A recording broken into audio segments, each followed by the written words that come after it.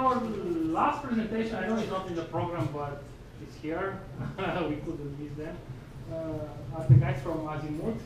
So Laura will be quick. Yes, short and sweet. Yeah. A funny thing, your name is the same as one of my friend's wives. So I say, hey, my friend wife wrote an article. And, okay, no, it's a different person, but that's really funny. Okay. It would be nice to meet a person with exactly the same name.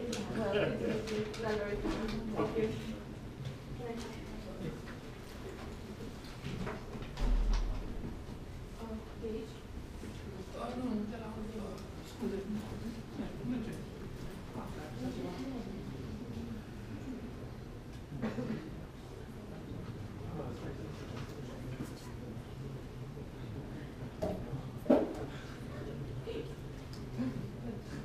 Spoilers. Do you hear me? Yeah? Okay. So, hi you guys. Happy to see you. This is my first time here. My presentation will be in Romanian. I mean, the slides will be in Romanian. I found out 2 hours ago that I shall speak in English. So please bear with me for the next 10 minutes. I'm Laura from AzimuthHappy Employee. Some of you may know about us, some of you don't, but now you do. We deliver team buildings, trainings, coaching, and many other solutions for problems that you may have in the office. So, thank you, Adrian, for bringing stress to the table. This is what I'm going to speak about today. Sometimes we do this, and we all know it's not okay. Let's see how many of you did not feel stress in the last, let's say, 2 weeks. Good. Okay, 3 people. I don't know if it's many or not, but stress is a common thing. We hear about it a lot. Even if we don't say it, people around us are saying it. I myself, I'm a rather stressed person, to be honest, so I hear and I talk about it a lot because I'm really interested in what happens in stress, what it is stress, actually. So, what is stress? How many of you know from where does stress come from? What is the process behind the state and the feelings we have when we're stressed? Okay, so one person. Anybody else? Yeah, absolutely. Losing control. Mm-hmm. Yeah. Your life? Of your life, yeah. Or of various situations. Yes. So, stress actually is not a bad thing in principle.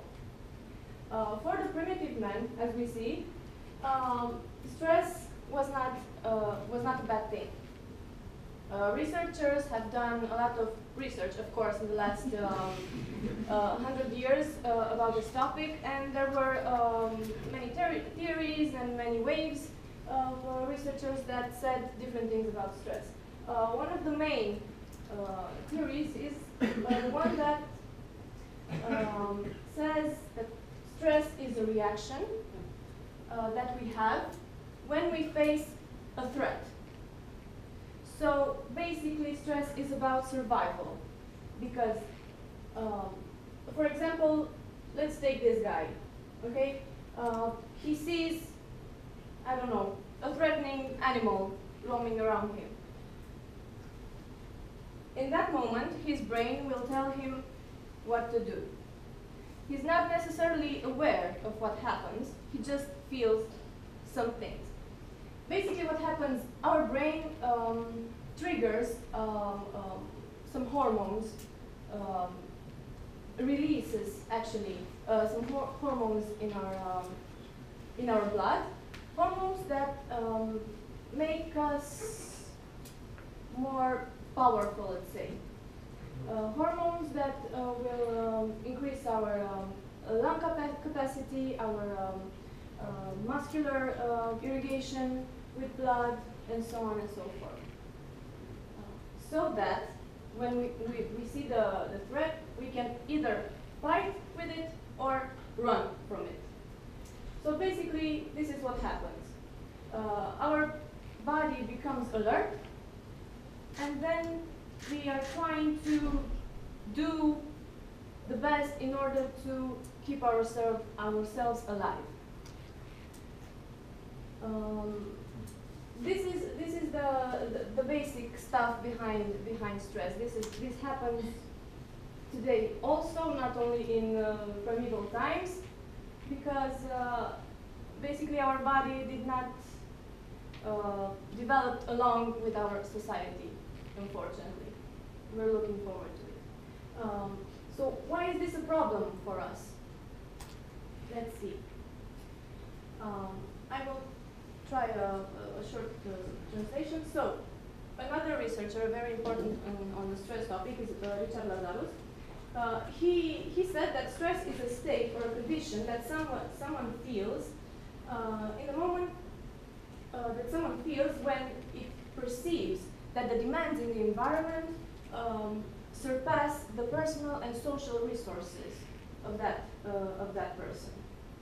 So basically, it's an interplay between ourselves and the environment, of what our body perceives in the environment and what it does. So why is this a problem again? The problem is that stress is not just related to,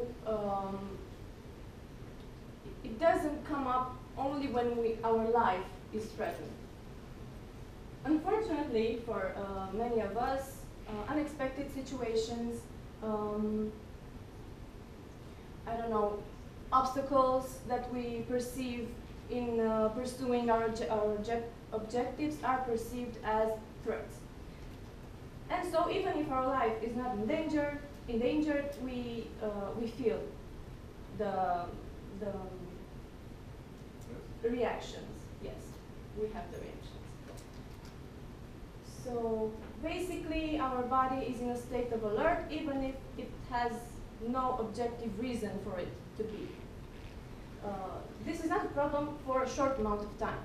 But when this becomes chronic and we feel stressed day by day, week by week, month by month, that's when it can become a problem.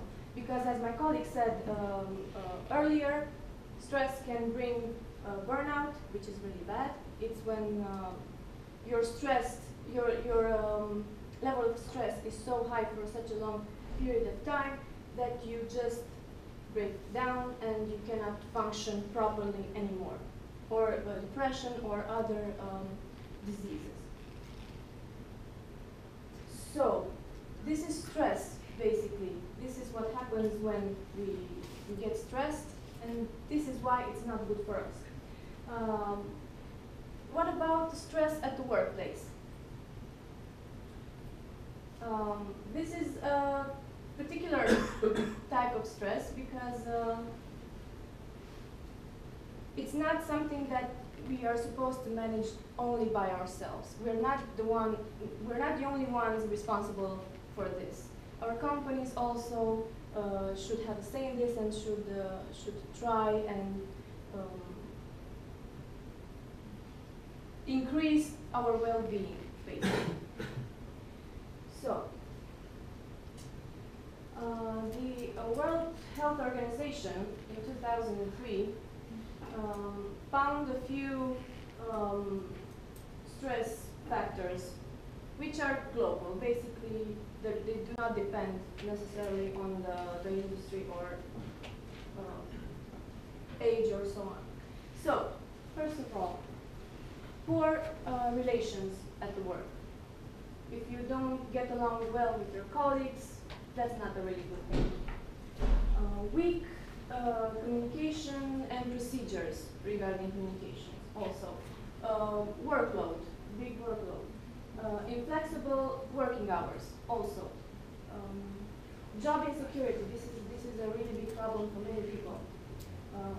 The lack of career opportunities. This also is a major stress factor for many people, because you work, and if you do not see that, okay, if I work like a horse all these weeks or all these months, and all I receive is a pat on the back, and maybe that also, it's not a very good thing for me, and it doesn't make me want to do more. Okay, so what can we do about this? There are a lot of models in the literature that discuss about stress at work, especially in the organizational psychology field. I will talk to you in the next few minutes about the job demand resources model that was developed by Arnold Baker a few years ago. It's a very popular model in the literature. It's discussed a lot, and basically it's probably the most complete and complex model. So we have two big, let's say, things. We have job demands and we have the job resources. The job demands, what does that mean? It's basically what the job asks from me.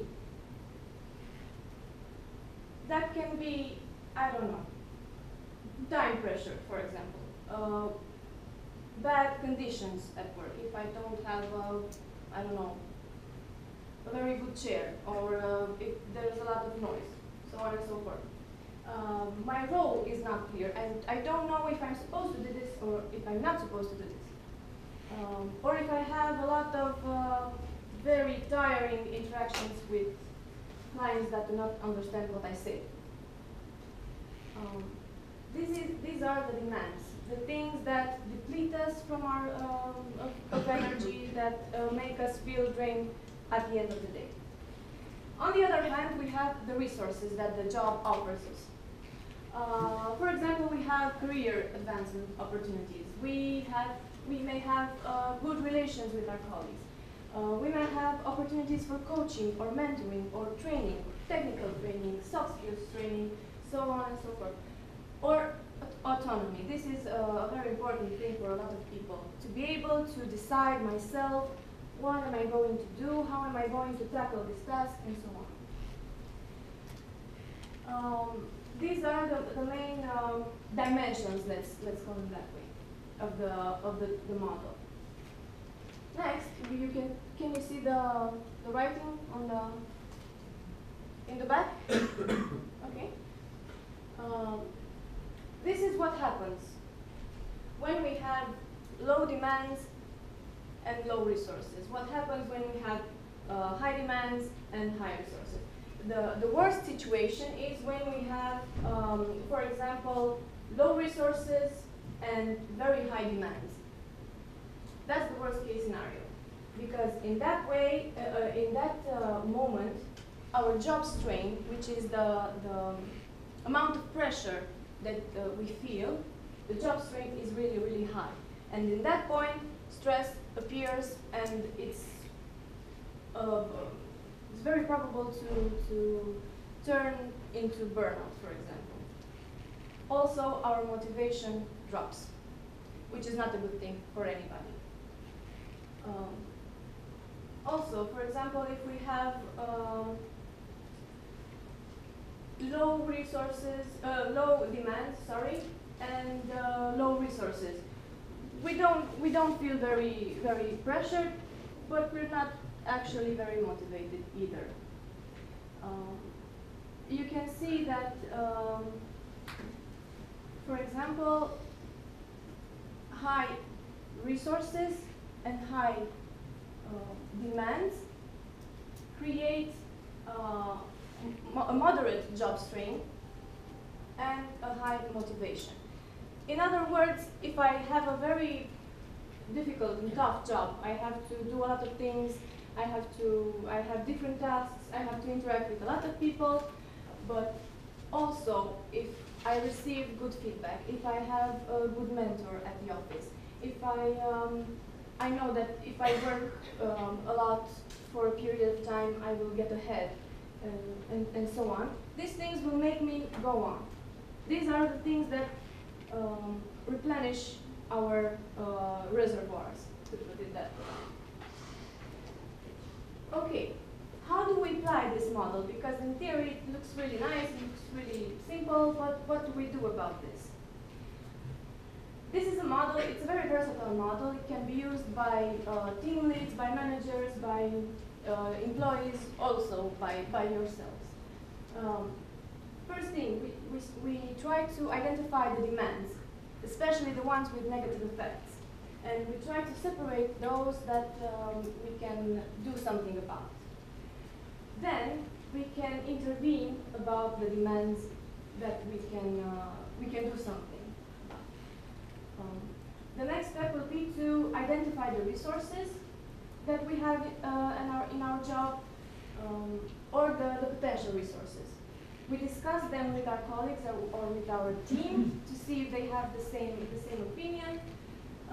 And then we start to promote these resources inside the company or our team, or we try to look for alternatives, or we try to build on the ones that we already have. This shouldn't be a very difficult exercise. I encourage you all to do it, even if you are a team lead or a manager or not, because it makes you, it helps you a lot to put in perspective where you are.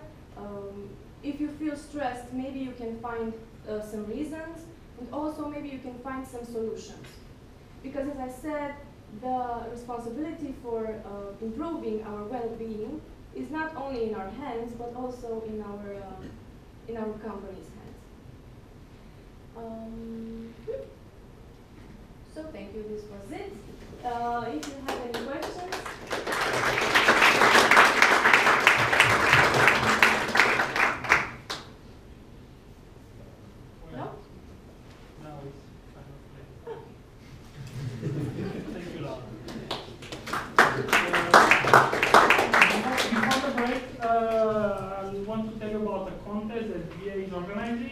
So you can win a Kindle. Free Kindles for free problems. Yeah. There's a contest, and also you can find inside of the magazine advertiser will be and some link where you can go. Also, it's somehow promoted as an IT Day challenge, so if you come there, so you can find more. Okay, thanks. We'll take half an hour break, and then we'll have a quick panel with Cyril and Peter.